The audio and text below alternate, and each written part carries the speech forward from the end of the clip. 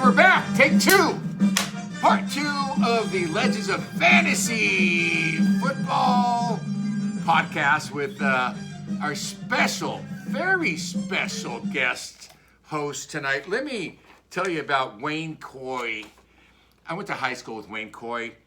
In 1978, I was a sophomore, and he was already a DJ at the under 21 nightclub called the New Age in Fremont. After that, in 1981, 3 years later, he was on the air nationwide for 40 years. Most recently, KKIQ out of Pleasanton in the Bay, which spanned the whole San Francisco Bay Area. And he's just a fantastic professional DJ. And now, after that introduction, here he is, Mr. Wayne Coy. Hey, I appreciate that. Thank you. And Mike, no matter what they say about you, I still always have your back, no matter what. Oh yeah, not like you did. That started when you were 14, and it hasn't changed. Oh, so like here you are, and you're the commissioner. Never grew up. It's crazy. I know. Well, yeah. If you guys don't mind, I'd like to switch places with you, if that's okay. Go. I'd like to maybe ask you some questions about things that I see happening in our league that. I don't know if you've ever actually shined a light on this or not, but if it's okay with you, can I do that? Absolutely, absolutely. Yeah. Let's improv this. All right, well, cool. Because there's a couple things I want to talk about this week. Very, very interesting. It's not often that you get two winless teams this early in the season. We're just starting to get to that place in the year where the buys are starting to pop up. I know I'm dealing with that this week. So that could change sort of the flavor, and I don't know if there is a favorite on paper because you're talking about two heavyweight teams here, both of them 4-0. What's your take on that? Ooh, tell you, yeah, that's a tough one. I'm in the middle of that, going up against good buddy Carl, the trade machine. Put it this way, I personally, being the manager of Queens Boulevard, have been focused in on this Carl game this week for about 4 or 5 weeks already. And all I'm going to say is the mind game started on draft day. That's how you win. Fantasy football, I'm going to say, from my experience, is 90% mental. And that's all mind games. The mind game's already started. I'm living rent-free in this kid's head. Even though I got Barkley and some injuries going on, very, very confident in the outcome that Queens Boulevard remains head of the table, highest point scorer of the league, and moves on to the championship. First place. Now, do you talk to him? Are you guys chatting? I mean, are you actually having conversations leading up to the matchup? Well, that's actually a very good question, Wayne Coy. Thank you very much for asking that. Traditionally, when we're going to be flirting with some mind games, I usually go dark. I'll go off the grid, and I'm not even going to talk to you all week. But Carl, on the other hand, mind games are very, very important. That's where he's going to make some slip-ups, and that's how I'm going to win this game. I'm already in this kid's head. He's going to be switching out his roster within every 5 minutes. Never, never, ever fiddle the roster before game day. Carl's fiddling galore right now, so I'm fairly confident. Do you honestly think, though, that he's going to do that? He's not going to just play his best hand? Do you really believe that he's going to be trying to figure out some sort of strategy that close to game time? Well, let's go to live. A possible buy. I'm going to go to live scoring right now. Queens Boulevard against Carl's team. Here's to you, Mr. Robinson, not Mrs. Robinson. I guess he's from place with the other team. Carl is up 29 to 12.6 live right now as we speak on Thursday Night Football. What do you think about that, Christian? You're down by 17. We're talking about Thursday Night Football where he's got a handful of players going on, and I'm not going to have Thursday make me nor break me.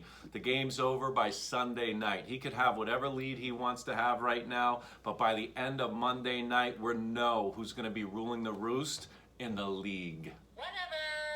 That's why and it's confidence. I love that. And by the way, that's why they play the full schedule. It's not over after Thursday night. And like you said, we're going to play all the way through till Monday. Looking at this thing on paper, though, I got to feel like you are in for it this week. And I think, well, obviously one of you is going to take a loss.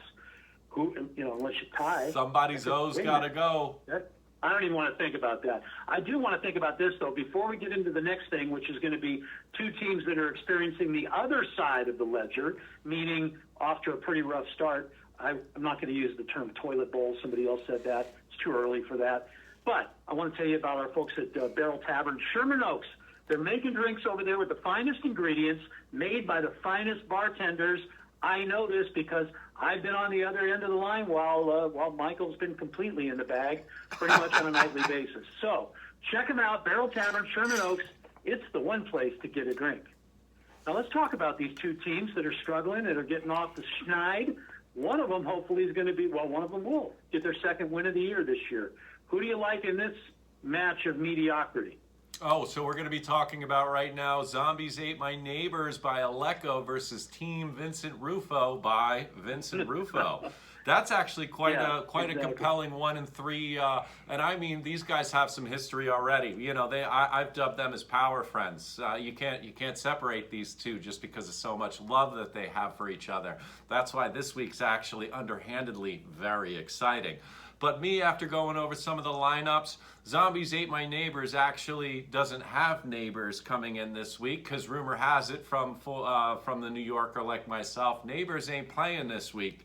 He's going to have one of his top guys out. So me personally, Michael, I am going to be taking Vincent Ruffo with the win this week, moving on to 2-3.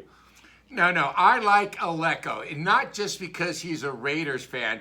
He's got Patrick Mahomes going on Monday Night Football against New Orleans. Derek Carr has been struggling. Great defense over there, though. And they got a good defense, but if their offense can't score, then the Mahomes is going to have the ball.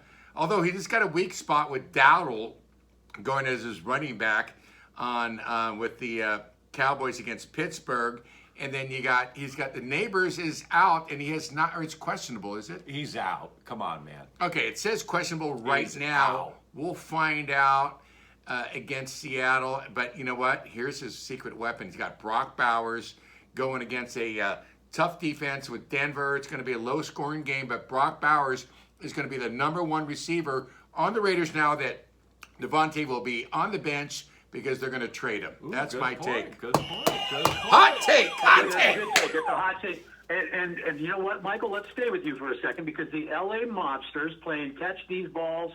How are you feeling going into your action this particular week? Well, I never have any action with any kind of balls except my own.